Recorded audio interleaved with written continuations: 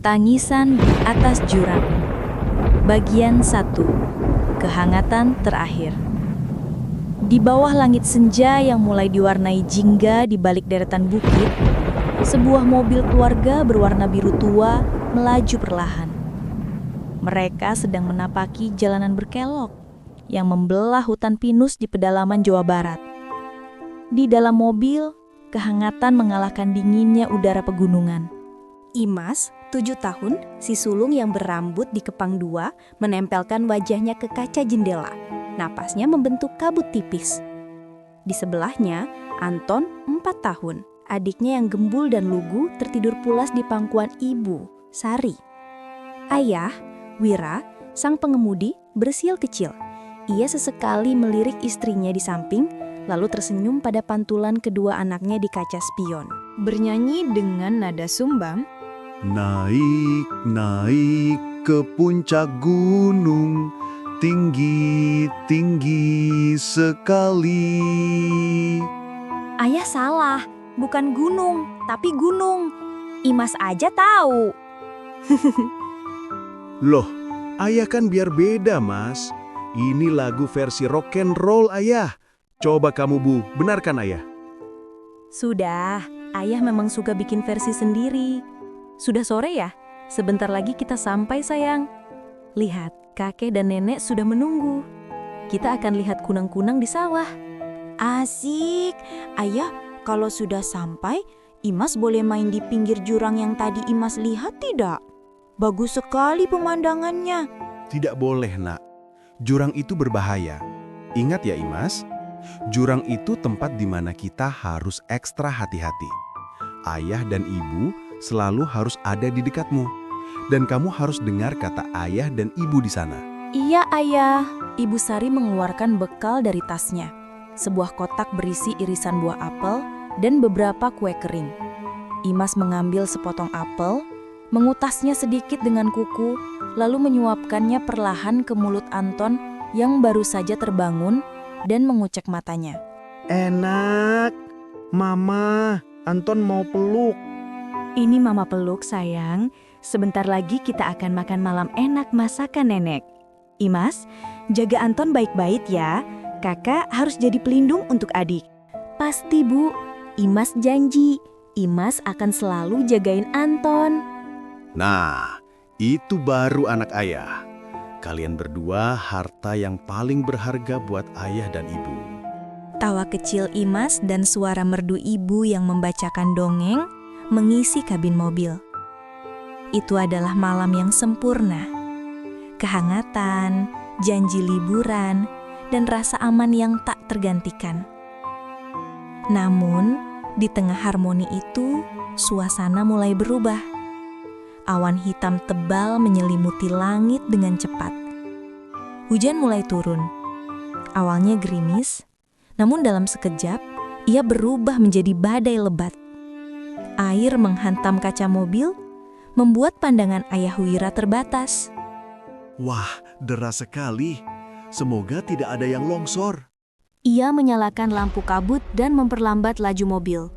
Anton mulai merengek, memegang erat lengan Imas. Kakak, Anton takut.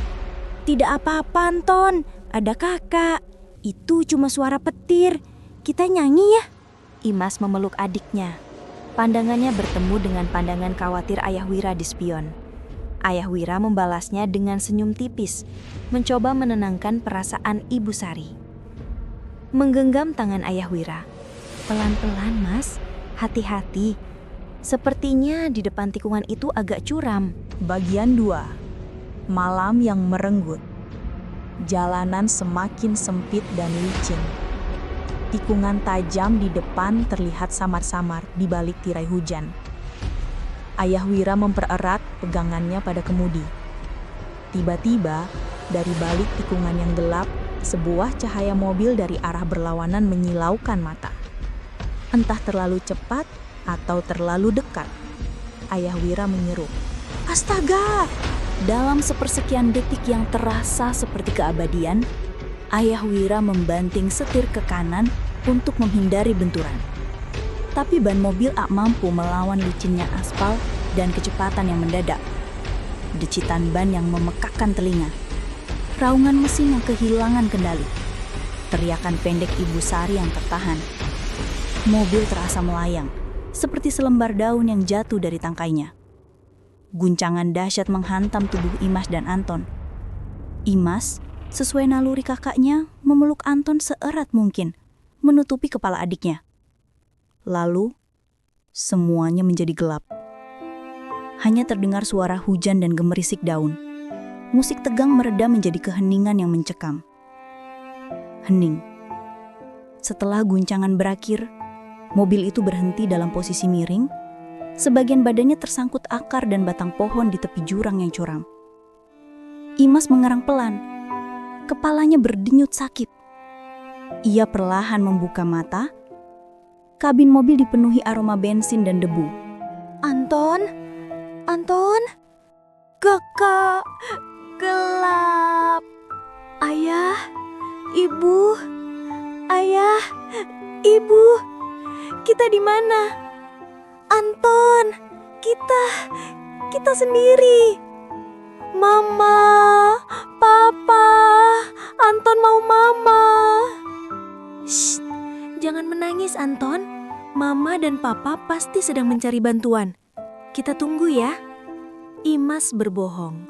Di lubuk hatinya, ia tahu ada sesuatu yang sangat salah. Ia mencari-cari sekeliling, berharap menemukan petunjuk, berharap ini hanya mimpi buruk. Sabuk pengaman di kursi ayah dan ibu sudah terlepas. Entah terlepas karena benturan atau karena mereka berusaha keluar. Imas memejamkan mata, memohon agar kedua orang tuanya selamat. Bagian 3. Dinginnya kesendirian. Imas tahu mereka tidak bisa berdiam di sana. Mobil miring itu terasa tidak stabil. Setiap angin kencang menerpa, mobil itu bergoyang, menimbulkan suara gesekan logam yang mengerikan. Imas harus mencari bantuan, tapi ia tidak mungkin meninggalkan Anton. Imas menghela napas panjang. Air mata mulai menetes. Anton, dengarkan kakak. Sementara Anton menggigil ketakutan. Kakak, dingin. Imas merangkak ke jok belakang, mencari tas berisi baju hangat. Ia menemukan selimut tipis dan segera menyelimuti tubuh Anton. Anton tidur di sini ya. Kakak akan keluar sebentar. Kakak mau cari mama dan papa. Jangan kemana-mana sayang. Imas tahu Anton akan mencoba mengikutinya. Dengan tangan gemetar, ia mengambil tali kecil dari tas mainannya, mengikatkannya ke pergelangan tangan Anton, lalu mengikatkan ujung tali yang lain ke sandaran kursi mobil yang masih kokoh. Imas dengan air mata membasahi pipinya berkata, "Tali ini janji ya, kakak akan kembali. Anton harus diam di sini. Janji?" Anton dengan mata sembab mengangguk pelan. Janji. Imas mengecup kening adiknya. Rasa takutnya hilang digantikan oleh tekad seorang kakak. Ia harus selamatkan mereka. Ia harus selamatkan Anton. Ia perlahan merangkak ke kursi depan, melewati serpihan kaca yang berserakan. Kaki dan tangannya tergores, meneteskan darah. Tapi rasa sakit itu terasa jauh. Imas memaksakan diri keluar dari pintu yang tersisa di sisi ayah. Ia merangkak naik, melewati lumpur dan akar pohon, hingga akhirnya mencapai tepi jalan aspal. Ia berdiri di sana, kecil dan sendirian, di bawah guyuran hujan malam. Imas berbalik menatap mobil miring itu. Ia melihat bayangan kecil Anton yang beringkuk di dalam, matanya menatapnya. Ini adalah gambaran terakhir Anton di mata Imas sebelum ia harus membalikkan badan dan mencari jalan. Suara Imas berbisik, "Tunggu kakak Anton." Bagian 4. Mencari harapan di tengah duka. Imas mulai berjalan terhuyung-huyung. Ia berjalan melawan arah datangnya mobil, berharap bisa menemukan pos terdekat. Rasa sakit di kakinya semakin hebat. Setiap langkah terasa seperti memecah keheningan yang dingin. "Ayah, Ibu, di mana kalian? Aku takut. Tapi aku tidak boleh takut. Aku janji pada Ibu, Aku akan menjaga Anton. Ia teringat ayah yang memberinya permen saat sakit, ibu yang menyanyikan lagu untuknya. Kilasan-kilasan kebahagiaan itu menjadi bahan bakar untuk kakinya yang kecil. Ia terpeleset, jatuh ke lumpur, tapi bangkit lagi. Setelah berjalan entah berapa lama, ketika harapan mulai memudar dan rasa dingin hampir membuatnya menyerah, Imas melihat sesuatu. Di kejauhan, di balik kabut dan hujan, ada cahaya yang bergerak mendekat.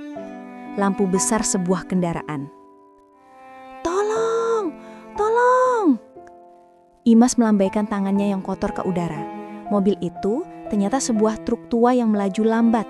Akhirnya melihat sosok kecil itu. Truk itu berhenti. Seorang bapak tua berjanggut, sopir truk itu, buru-buru turun dengan wajah khawatir. "Nak, kamu kenapa? Sendirian di sini?" Imas tidak mampu lagi berbicara. Ia ambruk ke tanah berlumpur. Dengan tangan gemetar, ia menuju ke arah tebing, ke tempat mobilnya tersangkut. "Mobil, jurang, ayah, ibu, Anton di mobil." Sopir truk itu mengerti. Ekspresinya berubah serius. Ia segera mengangkat tubuh Imas yang kecil, membawanya ke dalam truk. Sambil menyelimuti Imas, ia meraih teleponnya dan menelpon polisi serta tim SAR. Beberapa jam kemudian, dengan bantuan lampu sorot besar dan tali-tali kokoh, tim SAR berhasil mengevakuasi Anton yang ditemukan menggigil kedinginan tetapi selamat. Imas dibawa ke ambulans untuk dirawat. Namun, kenyataan pahit harus diungkapkan. Di dasar jurang yang curam, mereka menemukan Ayah Wira dan Jebu Sari. Benturan dahsyat telah merenggut nyawa mereka. Mereka tidak sempat mengucapkan selamat tinggal. Di kamar rumah sakit yang putih dan sunyi, Imas membuka matanya. Ia melihat sekeliling. Anton tertidur pulas di ranjang sebelahnya, masih memegang erat tali mainan. Di sisi mereka, ada kakek dan nenek dari kampung yang sudah datang. Mata mereka merah dan sembab. Imas turun dari ranjang, kakinya masih terasa sakit. Ia merangkak ke ranjang Anton dan memeluk adiknya erat-erat, seolah takut Anton akan menghilang juga. Imas mengecup kening Anton, berbisik. Air mata jatuh mengenai pipi adiknya. "Kakak sudah kembali, Anton. Kita selamat." Imas menoleh keluar jendela. Hujan sudah berhenti. Dunia kecilnya yang penuh tawa dan rasa aman telah berubah selamanya. Ia kini bukan lagi anak kecil yang bebas bermain. Ia adalah kakak, satu-satunya pelindung yang tersisa untuk Anton. Ia menggenggam tangan Anton yang mungil, sebuah janji sunyi yang tidak terucapkan. Mereka berdua akan melalui ini, bersama-sama.